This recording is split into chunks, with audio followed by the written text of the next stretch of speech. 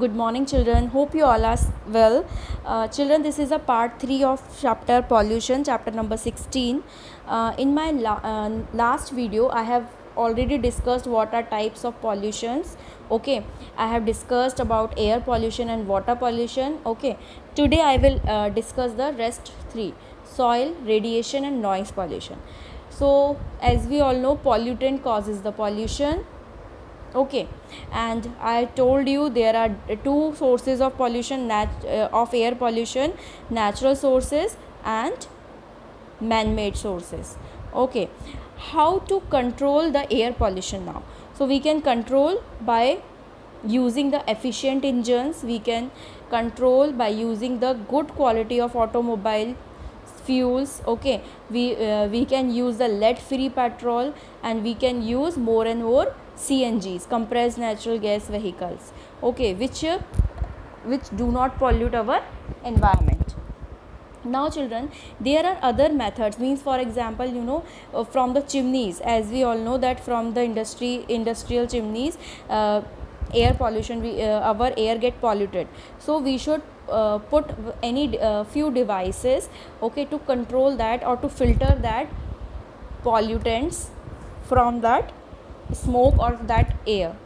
Okay, so we are using in terms to control the devices of particular contaminants. We are using gravitational settings, cyclone separators, fabric filters, electrostatic precipitator, wet collectors, scrubbers. Children, in the class 9 I have explained you these D&E, electrostatic, in the waste chapter, electrostatic precipitator and scrubbers. Okay, so these are the method through which spray tower, venturi scrubber, cyclonic scrubber, we can remove the particulate matter or gaseous pollutant from the gas. Okay, impure gas, we can purify the gas basically. Same way, control devices for gaseous contaminants. Okay, so gaseous pollutant also we can use wet absorption method, which can absorb the pollutant, and dry absorbent method. Okay, fabric and all.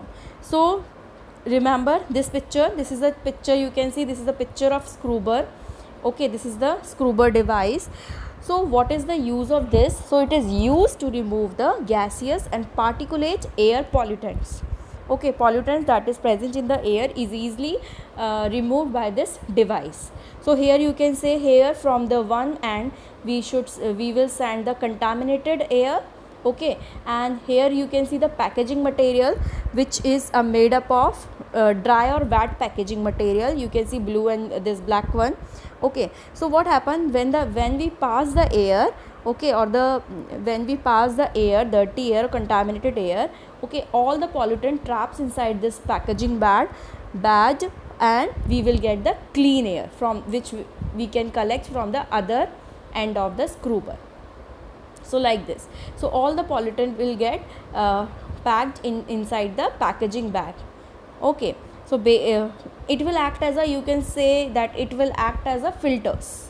Okay, so same way this next one is electrostatic precipitator, which is having the plates. Okay, remember they are having the charged plates, so they work on the basis of electricity. Okay, so that's why it is called electrostatic precipitator. Okay, now children, what is going on in this process, what is happening in this process? The dirty air containing particulates is passed through the chambers. You can see chambers containing electrical charge plates. As you can see, these charge plates are electrically charged, means they are having the electrodes, positive, negative electrodes. Okay, and when they pass through the charge plate of the precipitator, they get collected on the plate. So on the plate only, this you can see here it is written collecting plate support. So here on the plate only, all the pollutant based on the charges, as you know, opposite charge attract each other. Okay, so the same way, based on the different charges, positive and negative charges, all the pollutants will get attached or just you can say the fixed inside the plate. Okay, so the clean gas we will get from the other outlet. Okay, so children, this method is very efficient because it can remove up to 90% of the particulate matter from thermal plants. Okay, remember what is thermal plant? I have explained you in my last video that thermal plants are the plant through which they are used to generate electricity. Okay, so these two are very good methods. Okay, now next one, I already explained you water pollution. These five are the sources of water pollution. Okay, main sources of water pollution. So how to control the water pollution?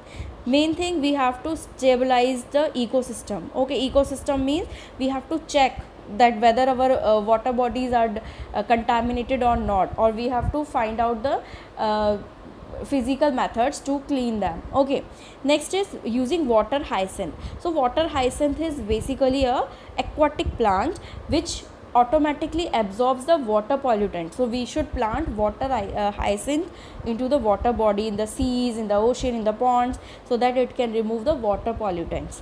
Now we can use the chemical methods also. So through the ion exchange, as I told you in that gaseous exchange, opposite charges attract each other. The same way, ion exchange also, reverse osmosis, precipitation, coagulation, these all are the chemical methods through which we can remove the water pollution.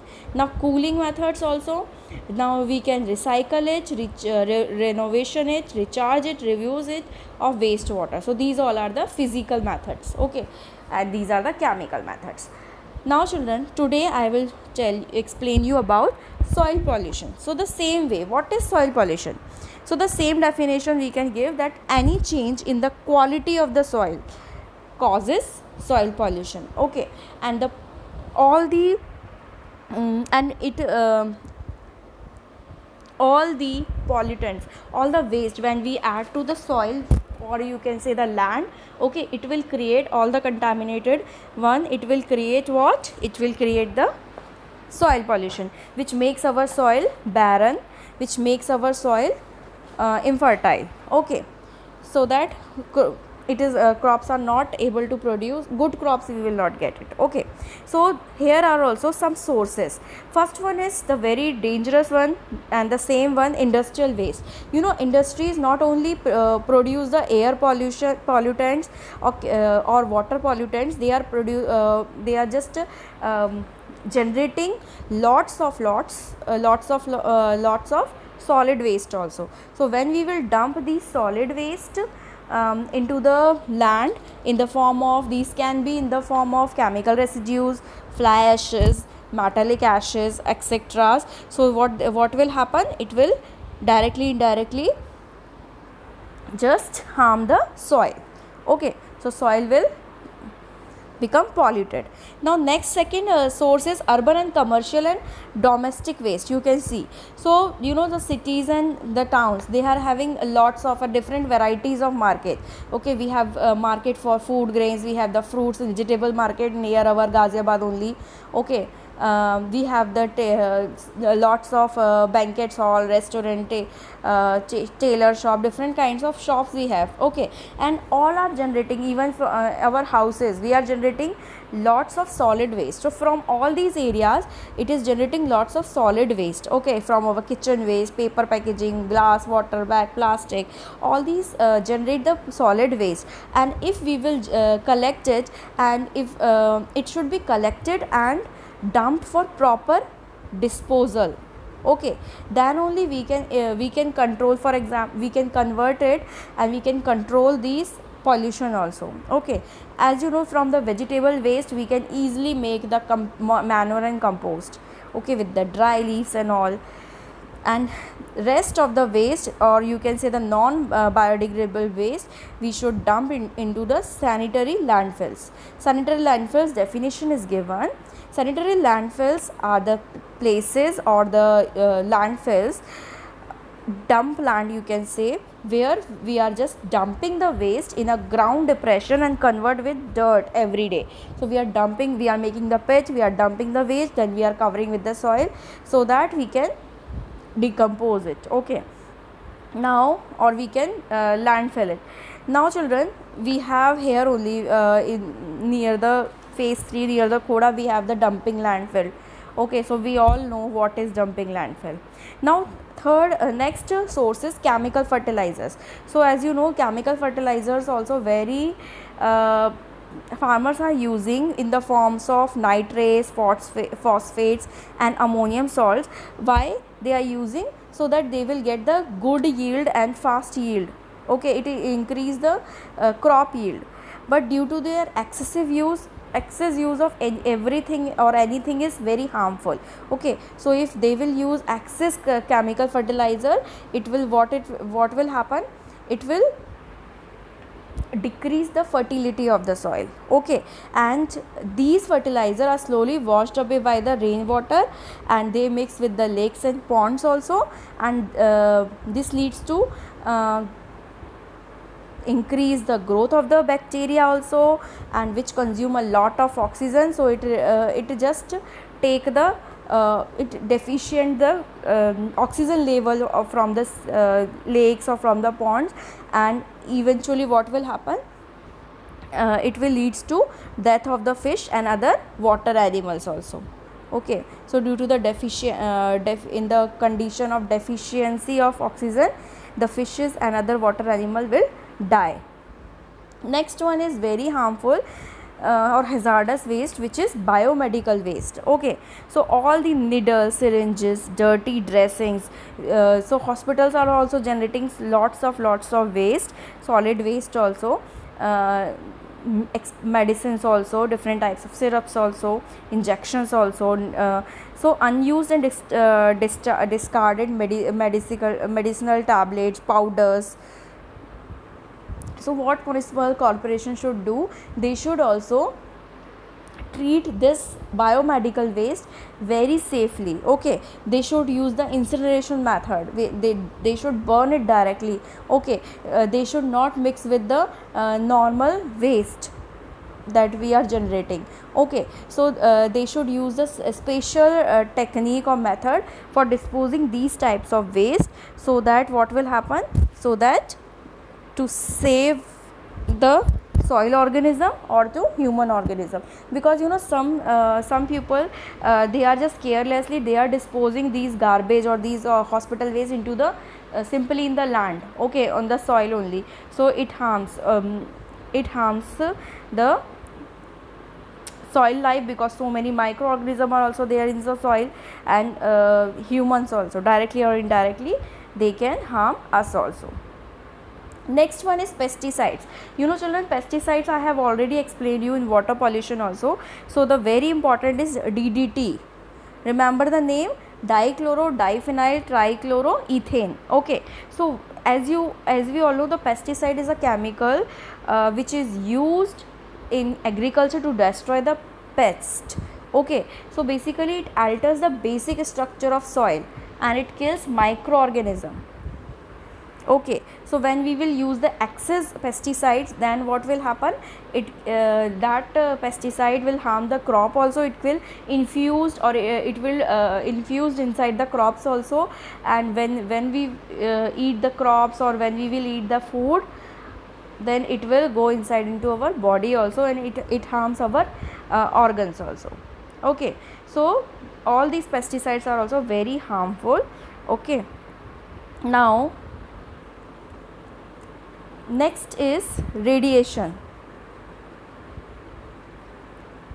Okay, so next is the radiation. Now what is radiation? You can see this man, it is suffered from cobalt 60 radiation. Okay, from in the Delhi, as you can see here in the Mayapuri, in 2010 Mayapuri, there is a radioactive material that is carelessly discharged.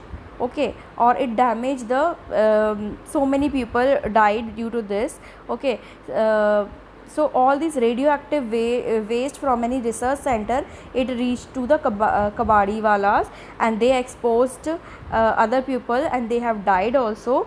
So you can see the picture of this man. This is a Delhi resident. Okay, he also got suffered from nuclear this cobalt 16 radiation. Okay, and he kept 60 pencil in his back pocket, so he suffered burns and all over the body. You can see the mark we can see here. Okay, Another one is this chief radiation pollutant, which is iodine 131. So this is also very dangerous, iodine 131. Remember the name of the cobalt 60 and 131. Okay, so it is a chief pollution, and it risks the thyroid cancer. Okay, so whenever these radiations, when they leaked into the sea or even the humans, they reach through seafood also, when we will consume the seafood also. Okay, so now children, what is radiation? You can see the effects. Now what is radiation? So radiation is a form of energy, okay, which is consisting of a high energy particle. It is used extensively in the field of medicine. So in the medicine field, you know, we are using x-rays for internal structure. For knowing the internal structure, we are going to external x-rays and all. Okay, or for generating electricity also, we are using nuclear power plant. Okay, nuclear power plant also just generating electricity, they are using the radiations. Okay, so these x-rays, they are just contain the photons, but they are very severe, they damage the body cells. Okay, so there has x-rays, their exposure, their frequent and high exposure can even cause, it can cause our DNA, or it can bring the genetic variation into our DNA. It can cause even bone cancer also. So it is very risky. Alright children, so next is noise pollution. So noise is, what is noise? A loud sound is a noise. Okay, so it is written also, noise is defined as any unpleasant or a loud undesired sound interfering with one's hearing and concentration, and the pollution caused due to noise is called noise pollution. Okay, so a loud sound that we don't like, okay, that irritates us, is called noise pollution. Okay, so what are the sources of noise pollution? So noise pollution sources are industrial machines, workshops where these small industries are there, trains also, automobiles also, jet aircraft landing and taking off, they are making lots of sound, loudspeakers, radio, televisions, musical bands in public places. Okay, wherever we go, you know, all the time we don't like music also, so that is also sometimes even the music has comes under the source of noise pollution. Okay, so how can we, what are the harmful effects of noise pollution?